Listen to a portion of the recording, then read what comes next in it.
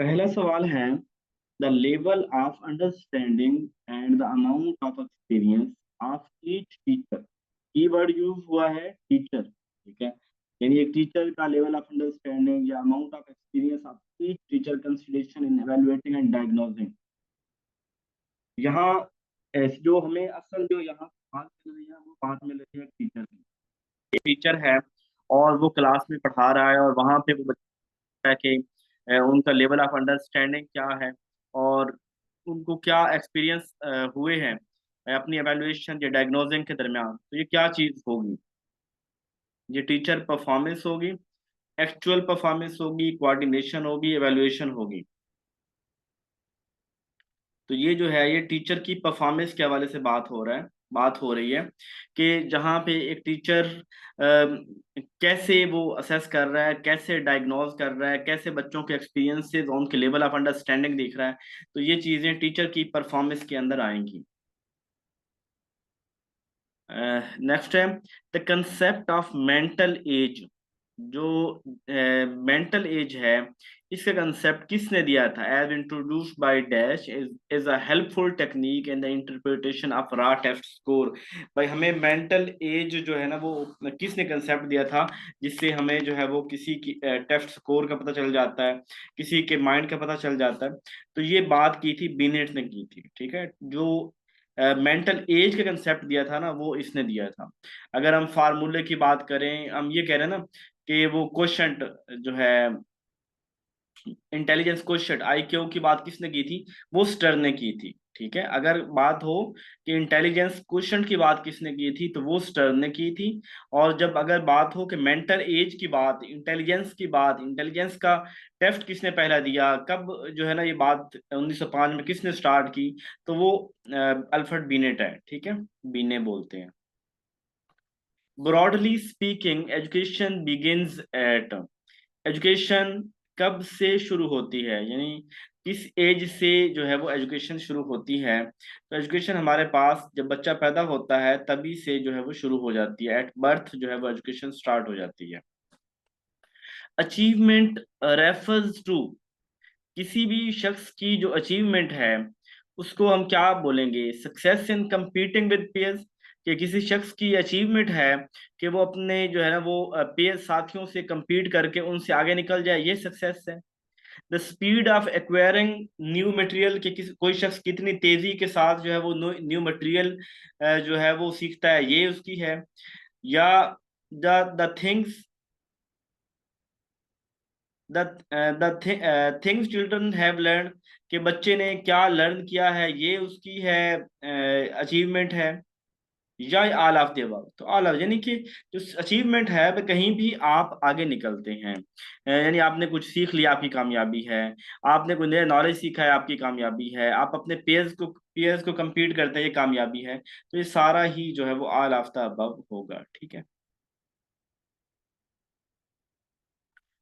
The dash school curriculum especially provide for developing fundamental skills through different kinds of activity, including artwork, craft, manual labor, and out of school expenditure etc। यानी एक school है जिसके curriculum के अंदर जो पढ़ाई जाने वाली चीजें हैं उसके अंदर क्या है जी कि वहाँ पे बच्चों को बेसिक स्किल सिखाई जाती हैं, उनको डिफरेंट एक्टिविटीज करवाई जाती हैं, उनको आर्ट वर्क करवाया जाता है, क्राफ्ट करवाया जाता है, थोड़ी बहुत लेबर भी करवाई जाती है। और उनके अलावा जो है and out of school expenditure वगैरह वो भी देखे जाते हैं। तो कौन सा एजुकेशन सिस्टम ऐसा होगा, कौन सा करिकुलम ऐसा होगा? जी सर, हुमायूं फैज साहब, थोड़ा सा आप रॉन्ग समझ रहे हैं। एक कीवर्ड यहाँ पे यूज हुआ है, ये मैंने ना आज तक किसी और में नहीं देखा, ये क्राफ्ट वाला, ठीक है, दस्तकारी। ये इस्लामिक जो है ना वो करिकुलम के अंदर मिलता है, ठीक है। फिर इस देखिए इसके अंदर सारी चीजें शामिल हो रही हैं कि एक्टिविटीज भी शामिल है, आर्ट वर्क। अब मुसलमान आर्ट वर्क में बहुत आगे थे, ठीक है ना। मुसलमान जो है ना कैलीग्राफी, आर्ट वर्क, इनके अंदर ये मुसलमान बहुत आगे थे।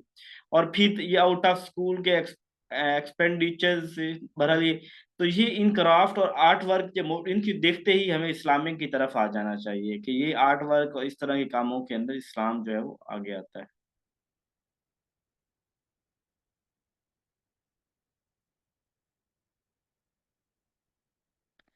Present day philosophy of education lays emphasizes upon the adjustment of whole individual physically, mentally and dash। आजकल की जो फिलॉसफी है वो फिलॉसफी किन चीजों के ऊपर फोकस करती है, कोई सी फिलॉसफी जो आजकल ज्यादा चल रही है वो किन चीजों के ऊपर फोकस करती है कि कोई भी बच्चा इंडिविजुअल जो है वो फिजिकली स्ट्रांग होना चाहिए, वो मेंटली भी स्ट्रांग होना चाहिए, अच्छा होना चाहिए। और कौन सी चीज है जिसके अंदर वो अच्छा सोशली, ठीक है ना, सोशल, जो बंदा आज के दौर के अंदर सोशल नहीं है। देखें, मैं इंट्रोवर्ट हूँ लेकिन मेरी मजबूरी है, मुझे रोजाना सैकड़ों लोगों को के साथ मिलना होता है, स्टूडेंट्स को डील करना, गेस्ट को डील करना, पब्लिक डीलिंग करनी एडमिशन के हवाले से। अब अगर मैं अपनी उस इंट्रोवर्ट की वजह से कि मैं अपनी सोशल नहीं होऊंगा तो मैं नाकाम रहूंगा, ठीक है। तो सक्सेस का बड़ा किरदार आजकल है कि वो लोग जो सोशल होते हैं वो ज्यादा कामयाब होते हैं।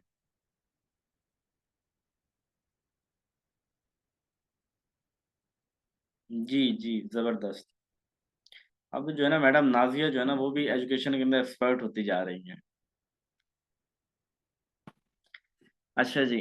It is well to observe that, ये बहुत अच्छा है कि dash is always a mean to an end never an end in itself. ये कहा जाता है, ये ऑब्जर्व किया जाता है कि डैश ये चीज जो है always mean to an end, ये खत्म हो जाती है लेकिन फिर खत्म नहीं होती, ये हमेशा चलती रहती है। कौन सी चीज है जो हमेशा चलती रहती है? नहीं नहीं नहीं। अब हम इसको प्रोस्पेक्टिव में देख रहे हैं बच्चों की, ठीक है। तो अगर आप, मेजरमेंट एक क्वांटिटेटिव चीज है, नंबर दिए आगे निकल गए। ऑब्जर्वेशन चलती रहती होगी लेकिन सिर्फ ऑब्जर्वेशन हमें कोई नताइज नहीं देती। ट्रेनिंग चलती रहती है लेकिन यहाँ इस सवाल के अंदर ये नहीं है, हम स्टूडेंट की सेंस में देख रहे हैं ट्रेनिंग तो। अगर टीचर्स की बात की जाती होती ना, इम्प्लाइज डेवलपमेंट की बात की जा रही होती, तो फिर हम कहते हैं कि इम्प्लाइज की कैपेसिटी बिल्डिंग की बात की जा रही होती, तो फिर हम कहते हैं कि ट्रेनिंग्स हैं। इसका आंसर एवेल्युएशन है, ठीक है। एवेल्युएशन एक ऐसी चीज है कि जो हर दफा एंड होती है और हर दफा चलती रहती है, ये never an end in it self, खुद से कभी खत्म नहीं होती। आज एवेल्युएट किया अगले साल फिर चाहे वो टर्म बेस हो। तो एक एवेल्युएशन जो है वो हमेशा चलती रहती है, असेसमेंट या एवेल्युएशन जो है चलती रहती है। बाकी चीजें ट्रेनिंग तो हम देखते हैं जब किसी चीज को हायर करके या उस वक्त उसको देख रहे होते हैं। The child who is nervous, वो बच्चा जो परेशान, नर्वस हो, असोशल, वो सोशल ना हो, एग्रेसिव, गुस्सा बहुत आता हो, शाय हो, can't obtain the maximum benefit from it, कहाँ से मैक्सिमम बेनिफिट नहीं ले सकता। चाइल्डहुड अपने बचपन से, लर्निंग एक्सपीरियंस अपने तजर्बात से वो ज्यादा फायदे नहीं ले सकता, इन्वायरमेंट से नहीं ले सकता, एजुकेशनल प्रोग्राम से नहीं ले सकता। जी बिलाल, जबरदस्त। देखें, जो बच्चा नर्वस होगा, परेशान होगा, सोशल नहीं होगा, अग्रेसिव होगा, शाई होगा, अब वो बच्चा, यानी हम बात कर रहे हैं अपने क्लास क्लास के अंदर की बात कर रहे हैं। इन्वायरमेंट एक बहुत ब्रॉडर टर्म है। इन्वायरमेंट घर में भी होता है, हर कहीं होता है। यहाँ बच्चे की बात हो रही है, एक क्लास के अंदर बात हो रही है, यानी एक स्टूडेंट की बात हो रही है, उस लिहाज से हम उसको देख रहे हैं। The child who is nervous, वो बच्चा जो नर्वस है, परेशान है, सोशल नहीं है, अग्रेसिव है, शाय है, वो बहुत ज्यादा बेनिफिट नहीं ले सकता। कहाँ से नहीं ले सकता? अपने तजर्ब लर्निंग एक्सपीरियंस से नहीं ले सकता। यानी जिन जिन तजर्बात से उस बच्चे को सामना पड़ता है, वो उन तजर्बात से ज्यादा बेनिफिट नहीं ले सकता लर्निंग एक्सपीरियंस होकर, ठीक है। ये सवाल इस तरह का एक पहले रिपीट भी हुआ है, इसको जहन में रख लें कि इंट्रोवर्ट जो होगा, जो थोड़ा शाय होगा, वो बंदा ज्यादा जो है ना वो बेनिफिट नहीं ले सके, तजर्बात से ज्यादा मुस्तफीद नहीं होगा। In a constructivist classroom, as envisioned by Piaget and Vygotsky learning, constructivist, चूंकि ये जो प्याजे और जीन प्याजे दोनों दरमियान में फाल जो करते हैं ना, क्योंकि इसको कहा जाता है, जो जीन प्याजे उसे रेडिकल कंस्ट्रक्टिविस्ट कहा जाता है, और जो वैगॉट्स्की है उसे सोशल कंस्ट्रक्टिविस्ट कहा जाता है, ठीक है। जीन प्याजे को क्या कहते हैं? Radical constructivist. यानी जीन प्याजे का थोड़ा सा फोकस होता है कि बच्चा अपनी एज के साथ सीखता है, मेच्योरिटी आती है तो सीखता है। जबकि वैगॉट्स्की का फोकस होता है कि बच्चा सोशली जो है ना वो सीखता है, नई चीजें लर्न करते हैं। और कंस्ट्रक्टिविस्ट का मतलब होता है जब कोई बच्चा या कोई अपना नॉलेज खुद बिल्ड करना, अपना नॉलेज खुद बिल्ड करना है। कंस्ट्रक्टिविस्ट अप्रोच का मतलब होगा कि वो शख्स जो अपना नॉलेज खुद बनाता है। अब पियाजे और वेगोट्स्की किस तरह की बात करते हैं, इज ऑफरिंग द री बाय द टीचर। अब री का कंसेप्ट बिहेवियरिज्म वालों के साथ है, लर्निंग थ्योरीज के अंदर आता है, वो तो ऑपरेंट कंडीशनिंग में डिस्कस होता है, ये तो नहीं होगा ऑप्शन। ठीक है। सेकंड है, is constructed by the student themselves who play an active role, कि बच्चा अपना नॉलेज खुद बनाता है, अपने नॉलेज को खुद बिल्ड करता है जब वो एक्टिवली प्ले करता है। ये किसी हद तक बात ठीक लग रही है कि वगोट्स्की और प्याजे दोनों के रिलेटेड ये कहीं ना कहीं कर रही है बात। ये कॉग्निटिव और रेडिकल कंस्ट्रक्टिविस्ट भी इसे कहा जाता है। ठीक है, कॉग्निटिव तो इसकी थ्योरी का नाम है ना, तो रेडिकल कंस्ट्रक्टिविस्ट भी कहा जाता है कि बड़ा रिजिड है ये इसके अंदर। If dictated bye the student और पैसिव, ये तो बात ही नहीं हो रही कि पैसिव वाली या डिक्टेट करना, वो नहीं बात। Happens by pairing of stimulus response, वो भी लर्निंग थ्योरीज के अंदर है। तो ये ठीक लग रहा है कि यहाँ पे जो बच्चे नॉलेज अपना बिल्ड करते हैं जब वो जो है वो खेलते हैं अपने एक दूसरे के साथ, तभी हम। The impact of AV aids on student performance is, जो एविएट्स होते हैं हमारे, जैसे हम प्रोजेक्टर का इस्तेमाल करना, व्हाइट बोर्ड का इस्तेमाल करना, या इस तरह एवी, लेकिन हम बात कर रहे हैं यहाँ impact of aviates on student performance. मैं कहता हूँ कि एलसीडी लगाने से, एलसीडी में क्लासरूम में एलसीडी लगाने से बच्चों की परफॉर्मेंस के ऊपर क्या फर्क पड़ेगा। आप बात को समझ नहीं रहे मैडम, वगारम निसा, हुमैरा मंजूर, एम ए सारे गलत बता रहे हैं। सवाल को समझें, मैंने आपको बताया, एक पहले से सवाल को समझ लें। Impact of aviates on student performance, बच्चे की परफॉर्मेंस के ऊपर असर कर रही है एविएट, उसका हमने चेक करना है। जब हम बात कर रहे होते हैं कि किसी करंट सिनेरियो के अंदर, किसी करंट सिनेरियो के अंदर किसी चीज की एप्लीकेशन और उसके नतायज की बात कर रहे हों, तो उसे हम जो है वो कह रहे होते हैं एवी, यानी वो उसे हम कहें डिस्क्रिप्टिव स्टडी होती है सर। ठीक है, एक्सपेरिमेंटल स्टडी नहीं है। ठीक है। Impact of aviates on student performance, अब ये इम्पैक्ट ऑफ इसको हम जो है ना एक जो होती है ना, मैं थोड़ा सा बताऊं, जो करंट इश्यूज के ऊपर हो रही होती है ना, वो डिस्क्रिप्टिव होती है। एक्सपेरिमेंट के अंदर थोड़ा सा हम आगे लेवल पे जाएंगे, जहां पे कोई ना कोई ऐसा क्लू मिलता आपको इस सवाल के अंदर, वो ऐसा नहीं मिल रहा एक्सपेरिमेंट, वेरिएबल की बात यहाँ पे नहीं हो रही। और जो एक्सपेरिमेंटल होता है वहां पे प्रॉपर एक पूरे सेशन में हम टीचिंग करने के बाद उसको एक देख रहे होते हैं। यानी मेरा ख्याल है कि आप जो एक्सपेरिमेंट की तरफ, हिस्टोरिकल तो नहीं आएगा, वो तो एक माजी की बात हो रही है। एक्सपेरिमेंट का तब होता जब हम उसको कोई ना कोई यहाँ पे कोई हिंट और सवाल में मिलता, इस तरह के हिंट नहीं, डिस्क्रिप्टिव है। जो करंट स्टडी होती है ना हमारी, करंट किसी इशू के ऊपर, तो उसको हम डिस्क्रिप्टिव के अंदर काउंट करते हैं।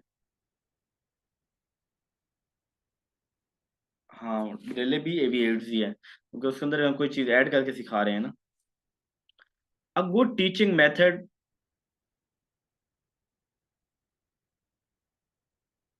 मेरा भी ध्यान नहीं होता।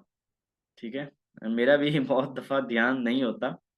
सवाल पढ़ाते हुए मैं एकदम पता नहीं किसी ख्याल में चला जाता हूँ, या इधर से कहीं मैसेज आता है तो उसकी तरफ ख्याल चला जाता है। खैर, ये सब चलता है। अच्छा, good teaching method for infancy stages, जो छोटे बच्चे हैं उनके लिए कौन सा टीचिंग मेथड जबरदस्त रहेगा? Montessori method, playway method, kindergarten method, all of these? जबरदस्त, सब लोग ठीक बता रहे हैं। ऑल ऑफ दीज छोटे बच्चों के लिए, सारे मेथड उन्हीं के हैं। In a Black Mountain model, the most effective leadership style is। अब ये ब्लैक मोटन मॉडल, ये कोई मॉडल है? मुझे भी नहीं पता इस मॉडल का, ये सवाल पेपर में देखा तो मैंने कॉपी कर लिया इधर। तो ब्लैक मोटन मॉडल के अंदर जो है इफेक्टिव लीडरशिप वो होती है जो टीम टीचिंग करती है। ठीक है, जिसको सबके साथ मिल के टीचिंग करना आती है, सबको साथ लेके चलना आता है, तो वो अच्छा टीचर है। ठीक है, अच्छा लीडर है। टीम मैनेजमेंट जिसको आती है वो अच्छा लीडर है। तो इफेक्टिव लीडरशिप के लिए मॉर्टन मॉडल, वैसे भी देखें कि हमारे ना प्रोफेसर्स के इंटरव्यू चल रहे थे प्रिंसिपल के लिए ना, तो जिसकी किसी की एसीआर के अंदर या कहीं पे इस तरह का उन्हें क्लू मिलता है ना कि इसको, इस बंदे को टीम के साथ चलना नहीं आता, खड़ूस आदमी है, उसको प्रिंसिपल नहीं लगाते, ठीक है। तो मतलब टीम टीचिंग आपकी जो है वो एक इम्पोर्टेंट फैक्टर है, इम्पोर्टेंट चीज है आपके लिए। कंट्री क्लब मैनेजमेंट, वो क्लब वाले अयाश लोग ही मैनेज करें, हम तो गरीब आदमी है। अपॉर्चुनिटिस्ट मैनेजमेंट और पॉजिटिव और perish.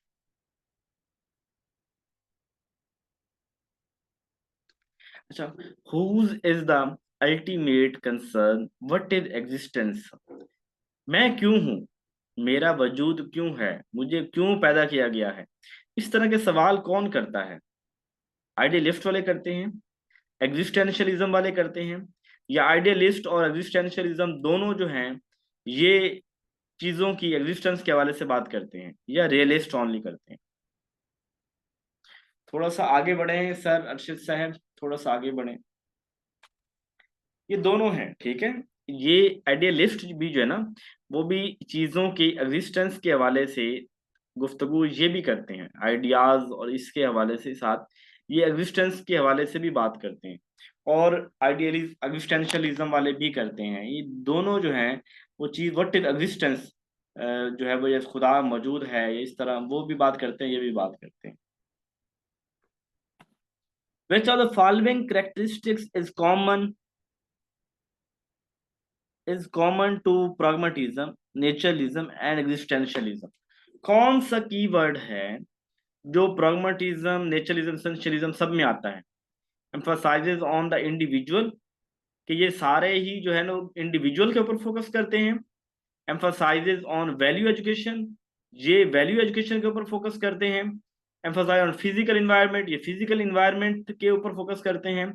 emphasizes on spiritual aim of education, गलत गलत जवाब दे रहे हैं आप, थोड़ा सा इसको देखें। स्पिरिचुअल की बात तो नहीं करेंगे, ठीक किया मैडम वकार निशान ने उसको निकाल दिया। Be emphasis on value education, वो वैल्यू वाले आइडियलिज्म वाले होते हैं, उसको भी निकाल दिया। बात रह गई इंडिविजुअल के ऊपर और फिजिकल इन्वायरमेंट के ऊपर, बी तो नहीं होगा, देखे ना। वैल्यू एजुकेशन जो है ना, ये वाले बात करते हैं आइडियलिज्म वाले, वैल्यू की बात, वो निकाल दें आप, ठीक है। उसके बाद ये emphasise on spiritual aim of education, ये भी निकाल दे। अब रह गया ए और सी रह गया, ठीक है। और ए के ए जो है ज्यादा है कि दो सभी प्रैग्मेटिज्म वाले एक इंडिविजुअल के एक्सपीरियंस, एक इंडिविजुअल को ज्यादा अहमियत देते हैं, नेचरलिज्म वाले एग्जिस्टेंशियलिज्म सभी नेचर इंडिविजुअल को ज्यादा अहमियत देते हैं, ठीक है। अब ये फिजिकल एनवायरनमेंट की बात से आप नेचरलिज्म तो कह सकते हैं, लेकिन एग्जिस्टेंशियलिज्म वाले तो कहीं नेचर की बात, वो इन्वायरमेंट की बात नहीं करते, ठीक है। तो ये देखना होगा हमें। Who said much of our behavior is governed by unconscious motives and primitive biological instinct? कौन है जो कहता है कि हमारे जो है ना, जो अनकॉन्शियस है, इसका ज्यादा किरदार है हमारी पर्सनैलिटी में, यानी हमारी पर्सनैलिटी को जो चीज शेप देती है ना, वो अनकॉन्शियस है, अनकॉन्शियस मोटिव है। तो ये फ्राइड, सिगमंड फ्रॉइड जो है वो ये बात करता है। What which of the following is not part of 14 principles of management? 14 principal जो हेनरी फायल ने ऑपरेशनल मैनेजमेंट थ्योरी के अंदर मैनेजमेंट के 14 प्रिंसिपल दिए थे, इनमें से कौन सा ऐसा है जो उसमें नहीं दिया गया और यहाँ मेंशन है? अथॉरिटी एंड रिस्पॉन्सिबिलिटी, वो जो वहां पे है। यूनिटी ऑफ डायरेक्शन, डायरेक्शन देने वाला एक ही बंदा होना चाहिए, सारे बॉस नहीं बन जाने चाहिए। आर्डर, या सब सबऑर्डिनेशन ऑफ ग्रुप इंटरेस्ट और इंडिविजुअल इंटरेस्ट। जी, क्या जो आर्डर वाले कह रहे हैं, आर्डर का पूरा कीवर्ड थोड़ा और है, लेकिन आर्डर की बात होती है, ठीक है। आर्डर एक तरह से मिलना चाहिए। ये सबऑर्डिनेशन ऑफ ग्रुप इंटरेस्ट और इंडिविजुअल इंटरेस्ट, ये वाली बात तो नहीं है कि पूरे ग्रुप के इंटरेस्ट के ऊपर आप अपना इंटरेस्ट जो है कुर्बान कर दें, ये तो मटेरियलिस्टिक थ्योरी है, वो तो अपनी बात करती है। ये तो अगर वो होता ना सर्वेंट लीडरशिप, वो तो हम कहते हैं जी कि हम अपने जो है ना वो अपने इंटरेस्ट को ग्रुप के इंटरेस्ट, बाकियों के इंटरेस्ट के ऊपर कुर्बान कर दें, तो वो तो सर्वेंट वाले कहेंगे। ये तो मतलब ही लोग होते हैं, ये तो कहते हैं काम चाहिए, हम अपना क्यों कुर्बानी क्यों दें, सब अपने करें। Neurophysiological theory of learning was given by, ये न्यूरोफिजियोलॉजिकल नीड, ये भी मेरे लिए नया सवाल था, ठीक है, मतलब याद नहीं था, शायद पहले पढ़ा हो। तो ये इसको दिया था उसका पूरा नाम बोल रहा है, हैब ने दिया था, ठीक है, पूरा नाम ये बोल रहा है। तो हैब ने दिया था, इसका थोड़ा सा मैंने इसकी डिटेल जो है वो शामिल कर दी है। आप इसको बाद में रीड कर लीजिएगा, मैंने डिटेल सारी इसकी ना सर्च करके शामिल कर दी थी। बेसिकली ये होता है कि डायनामिक, जब इंसान बार बार कोई काम कर रहा होता है उसके दिमाग का पैटर्न बदल जाता है, काम कर करके ना उसके दिमाग का पैटर्न बदल जाता है, वो चीजें भी लर्निंग के साथ तब्दील हो जाती हैं। इस तरह की कोई बात है तो ये हेब ने की थी, ठीक है। न्यूरोलॉजिकल लर्निंग किसने दी थी? हेब ने दी थी। Who gave 5 pillars of emotional intelligence? कौन है जिसने इमोशनल इंटेलिजेंस के 5 पिलर्स के हवाले से बात की थी? यानी अपनी जात, दूसरों को समझना, संपैथी, इम्पैथी की बात होती है, और दो कोई और भी थे, कौन है? पीटर सॉल्वे नहीं, एमसी डॉगल नहीं, डेनियल गोलमैन, ठीक है। इसकी किताब भी थी, 1905 के 85 के अंदर शायद लिखी गई है, इमोशनल इंटेलिजेंस के ऊपर ना। तो इसका इमोशनल इंटेलिजेंस के ऊपर बड़ा काम है। डेनियल गोलमैन जो है ना, उसने ये 5 पिलर दिए थे, और उसका इमोशनल इंटेलिजेंस की जब भी बात आए ना, तो ये बंदा अगर हो ना ऑप्शन में कहीं भी लगा देना, गोलमैन जो है ना, इसकी किताब भी बहुत फेमस है, इमोशनल इंटेलिजेंस। और इसने इमोशनल इंटेलिजेंस के ऊपर बहुत काम किया, और शायद ये है भी 1950 लेटेस्ट है, शायद अभी भी जिंदा है। इसकी किताब ना, काफी किताबें इसकी और भी फेमस है, ठीक है। अच्छा जी, स्कूल टीचर। अब तो मुझे कॉलेज टीचर लिख लेना चाहिए, शायद तब बनाया हो जब मैं स्कूल टीचर हूँ। चलिए मैं चेंज कर रहा हूँ, नाराज नहीं हूँ, क्योंकि मेरा नाम जो आ गया तो फिर मुझे जो है थोड़ा कॉलेज टीचर, अब कॉलेज तो प्रोफेसर होते हैं, टीचर होते ही नहीं है, ठीक है। और चलो यार ये भी लिख लेते हैं, अपनी मर्जी है जी, जैसे मर्जी लिख लें। Mister Zeeshan Umar developed a model of curriculum with the help of his student।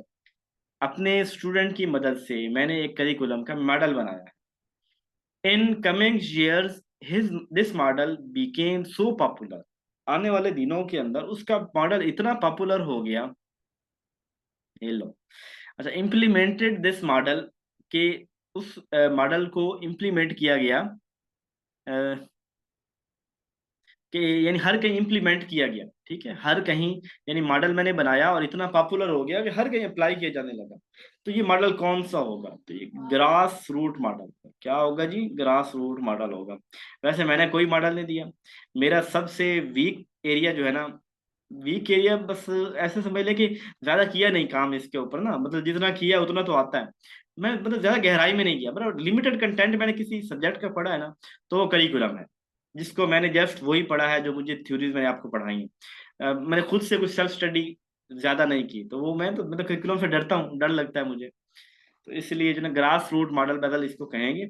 और बाकी मुझे करिकुलम कोई नहीं आता, क्योंकि मैं कोई नए मॉडल देने के काबिल नहीं हूँ। Which of the following would be considered an episodic memory? कौन सा जो है ना एपिसोडिक मेमोरी होगी? इसमें एपिसोडिक मेमोरी होती है जिसको कहानी की सूरत में बताया जा सके।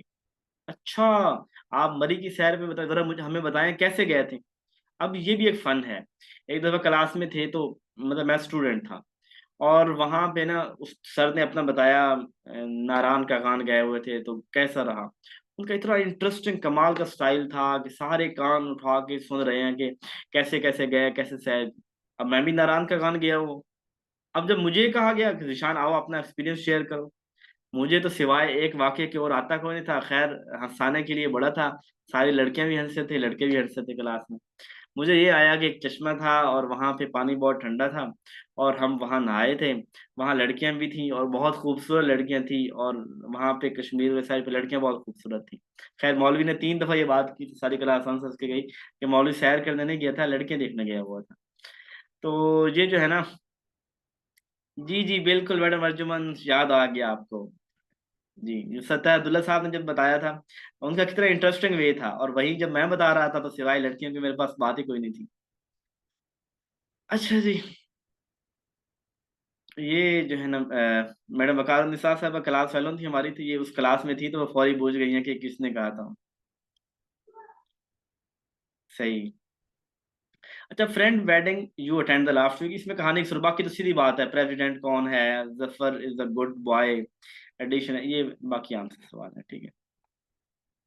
The processing of information into the memory system is called, ठीक है। इंफॉर्मेशन को प्रोसेस करना मेमोरी के अंदर, ये क्या कहलाता है?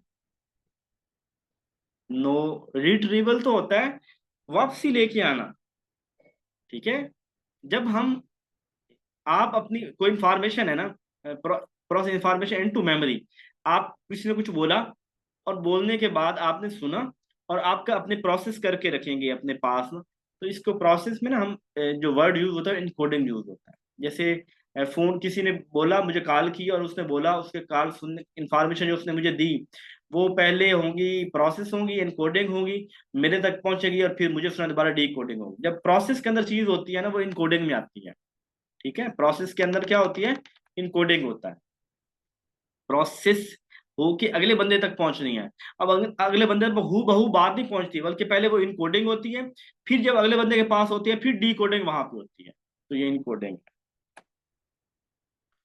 Descriptive research that involve acquiring data from every member of population, जब तमाम लोगों से डाटा लिया जाए, एवरी पॉपुलेशन से डाटा लिया जाए, उसे क्या कहते हैं? ठीक है, यानी आप रिसर्च कर रहे हैं और सभी लोगों से डाटा लिया, उसे सेंसस स्टडी बोलते हैं। जब हम बार बार किसी डाटा ले रहे हैं, लॉन्गिट्यूडनल होता है। जब एक ही दफा डाटा ले लें तो क्रॉस सेक्शनल और कोरिलेशन, जहां पे रिलेशनशिप फाइंड करते हैं। विच is not the component of dynamic model of learning, ये डायनामिक मॉडल जो है ना, ये हमारी जो लर्निंग होती है ना, ये वाली ब्लूम टेक्सोनोमी के जरिए, जो हम cognitive domain, affective domain, psychomotor domain, ये सारी जो है ना डायनामिक है, ठीक है। ये क्या है? इनको डायनामिक बोला जाता है। अब यहाँ पे एक नया सा वर्ड अजीब सा आपको नहीं नजर आ रहा? सारे कोई और बताए जा रहे हैं कि जहाँ पे dynamic which is not the component, जो कंपोनेंट नहीं है डायनामिक मॉडल ऑफ लर्निंग का, तो वो बी है। को कॉग्निटिव का क्या मतलब होता है? कभी सुना को कॉग्निटिव क्या होता है? को कॉग्निटिव नहीं पता ना, तो बस इसको समझ लें कि डायनामिक ही नहीं है। बाकी मैं भी इसकी ज्यादा गहराई में नहीं गया, भाई इतना पता है कि वो डायनामिक कहते हैं कि हमारे अफेक्टिव साइकोमोटर डोमेन इस तरह के। Which among the following provides the strongest evidence of cause and effect relationship between independent and dependent variable? कौन सी रिसर्च है जहां डिपेंडेंट इंडिपेंडेंट वेरिएबल होते हैं, स्ट्रॉन्गेस्ट इफेक्ट, काज और इफेक्ट देख रहे होते हैं? बड़ा आसान सवाल है, जल्दी से बताएं, 10 मिनट रह गए हैं, सिर्फ एक ही सेशन होना है, तो मैक्सिमम सवाल हम कर लें। जी एक्सपेरिमेंटल अप्रोच है, ठीक है। इंडिपेंडेंट डिपेंडेंट आए तो अक्खा बंद करके इधर आ जाओ। The duration of long term memory is approximately, long term memory होती है, इसका ड्यूरेशन कितना है? जी, जबरदस्त, हुमायूं सईद, हुमायूं फैज, हुमायूं या नासिर, वो क्या था वो, खैर, अप टू लाइफ टाइम, ये इतनी भी हो सकती है कि किसी को सारी जिंदगी याद रहे, ठीक है, जो लॉन्ग टर्म मेमोरी में चली जाए बात। How BF Skinner theory is still relevant in the modern classroom, आज तक बीएफ स्किनर की थ्योरी जो है ना क्लास के अंदर मैंने जिंदा है। क्या वजह है?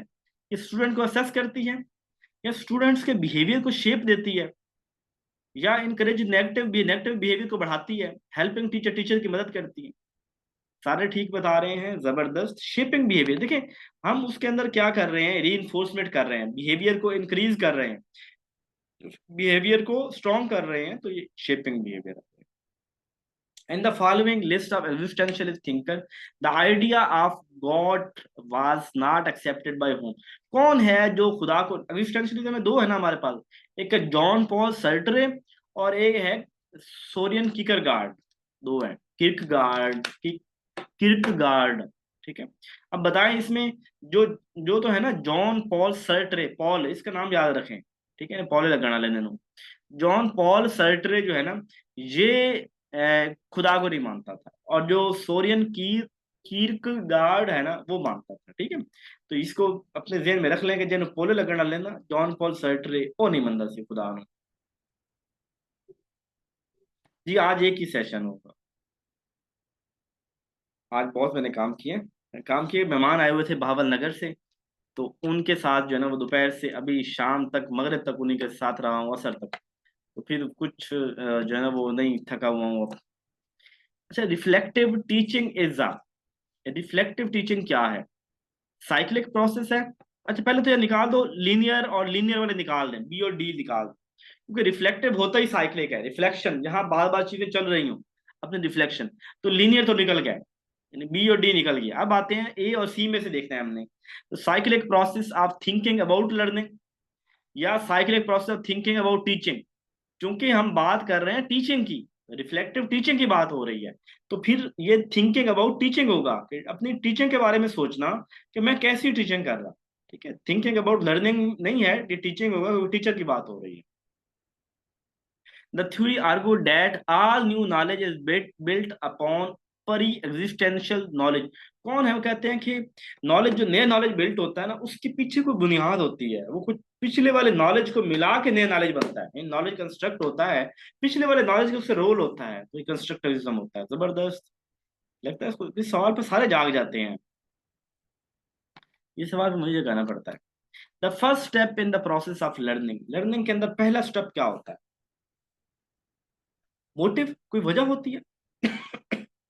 पानी में लेके नहीं बैठा। स्टिमुलाई, न्यू नॉलेज या बैरियर, बैरियर। तो पहली बैरियर या न्यू नॉलेज, ये दोनों तो होंगे नहीं। अब बात आते हैं ए और बी में। ए ज्यादा है कि हमें कोई मोटिव होता है तो कोई काम करते हैं, ठीक है। बाकी हमें स्टिमुलस मिलता है तो कुछ रिस्पॉन्स हम देते हैं। लेकिन पहले मोटिव ज्यादा है कि हम कोई काम करने के लिए, लर्निंग करने के लिए, हर वक्त हमें सेल्फ स्टिमुलस ना ही मिले, लेकिन कोई ना कोई वजह तो हमारी होगी, तो हम लर्न करेंगे ना। स्टिमुलस तो एक ऑप्शनल है, स्टिमुलस नहीं होगा तो फिर आप लर्न ही नहीं करेंगे, रिस्पॉन्स नहीं देंगे। वो तो इस तरह होगा, तो मोटिव होगा तो हम काम कर रहे होंगे। Who said an individual is intelligent in proportional as he is able to carry on abstract thinking. कौन है जो एब्स्ट्रैक्ट थिंकिंग की बात करता है? ये कौन है वैसे? An individual is intelligent in proportional as he is able to carry on abstract thinking की बात कौन करता है? आई थिंक ये स्टर्न की बात होगी। ठीक है, ये ना आपने कंफर्म करना है, मुझे याद नहीं आ रहा है, टर्मन और स्टर्न में से। ठीक है, इंटेलिजेंस का काम इन्होंने किया था। वेस्लर का भी है, लेकिन वेस्लर के और मॉडल हैं, और प्राइमरी और हाई स्कूल वाले वो मॉडल हैं। स्टर्न होना है, आई थिंक स्टर्न, नहीं स्टर्न नहीं, स्टर्न ने तो आई क्यू इंटेलिजेंस क्वेश्चन कर दिया था, ये टर्मन होना है इसका आंसर। अगर मेरा आंसर गलत हुआ तो मैं बता दूंगा, ठीक हुआ तो यही होगा। ठीक है, टर्मन है इसका answer. Retrieving information previously stored in memory such as answer and ऐसे क्वेश्चन। रिट्रीव करना इंफॉर्मेशन को, ठीक है, यानी आपने कुछ जो आपने पहले सीखा है उसको बताना, रिकॉल करना होता है। ठीक है, रिकॉल यानी कोई चीज बताना, उसको रिकॉल करना। In educational technology application of psychology, technology के अंदर जो साइकोलॉजी की एप्लीकेशन है वो कौन सी होंगी? कौन सा वर्ड यहाँ पे साइकोलॉजी के रिलेटेड आपको नजर आ रहा है जी? Software, hardware, pedagogy, pedagogy approach है। ठीक है ना, पेडागोजी जो है ना वो एप्लीकेशन जो है वो साइकोलॉजी की, वो पेडागोजी होती है।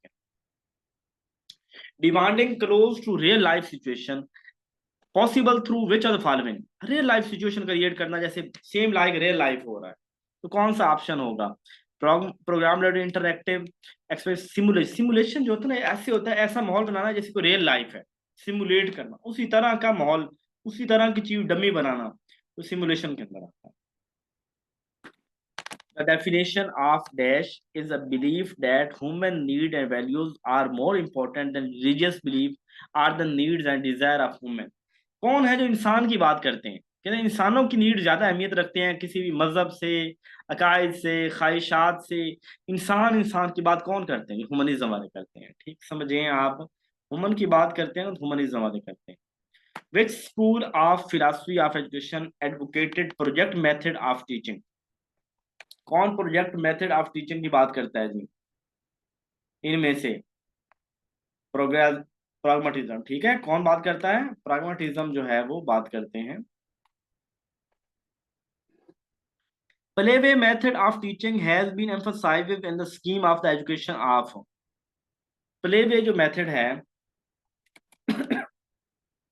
कौन प्लेवे मेथड की बात करता है? ये तो मेरे ख्याल इस तरह का सवाल एक आया भी था, तो आपने बड़े जोर और शोर से बताया था और मुझे नहीं आया था, तो अब मुझे कहाँ भला बोलता है वो वाला? तो प्लेवे नेचरलिज्म वालों का है।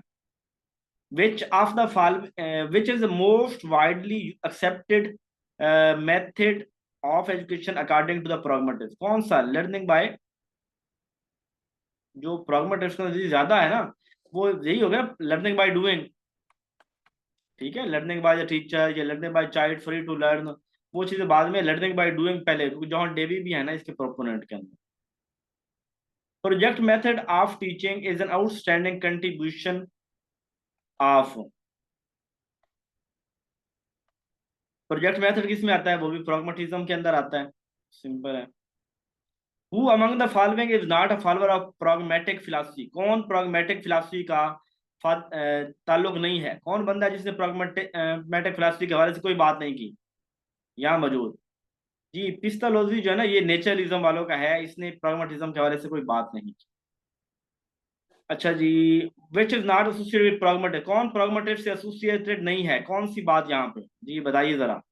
पर्पोजिव education, experience based education, freedom based education, education for self realisation. ये सेल्फ रियलाइजेशन वाली बात एडेलिज्म वाले करते हैं, तो इस वजह से ये उससे रिलेट नहीं करते। Who emphasise realisation of truth, beauty की बात कौन करता है? सच्चाई, ब्यूटी, गुडनेस की बात कौन करता है? ये कुछ फिलॉसफी के सवाल हैं, आसान आसान है। ये कौन करता है? ट्रुथ की बात, ब्यूटी की बात, गुडनेस की बात, ये बात वैल्यू वाले आइडियलिस्ट करते हैं। इन whose methodology of teaching experimentation is the key note, कौन experimentation is the key note कहता है कि एक्सपेरिमेंट करने बहुत जरूरी है? कौन बात करता है जी? प्रैग्मेटिज्म वाले करते हैं, ठीक है। The term progressive education related to, progressive education किससे रिलेट करती है यहाँ मौजूद ऑप्शन में? आसान सवाल, सारे एक ही थ्योरी से सवाल आ गए हैं। प्रैग्मेटिज्म, ठीक है, प्रोग्रेसिविज्म और आखिरी सवाल करते हैं जी। Who said no fixed aim of education and no value is an advance, कोई फिक्स एम नहीं होता, कोई वैल्यू एडवांस नहीं होती, कौन बात करता है? ये भी वही बंदे ही हैं जी, प्रॉग्मेटिज्म वाले, ठीक है। कहते हैं कोई फिक्स एम नहीं होता, हर चीज बदलती रहती है, क्लास में जाके सिचुएशन देखें, ये बात करते हैं, ठीक है। आज 45 सवाल हमने किए, इतने ही काफी हैं, ठीक है। कल इंशाल्लाह बाकी करेंगे। अपना ख्याल रखिएगा।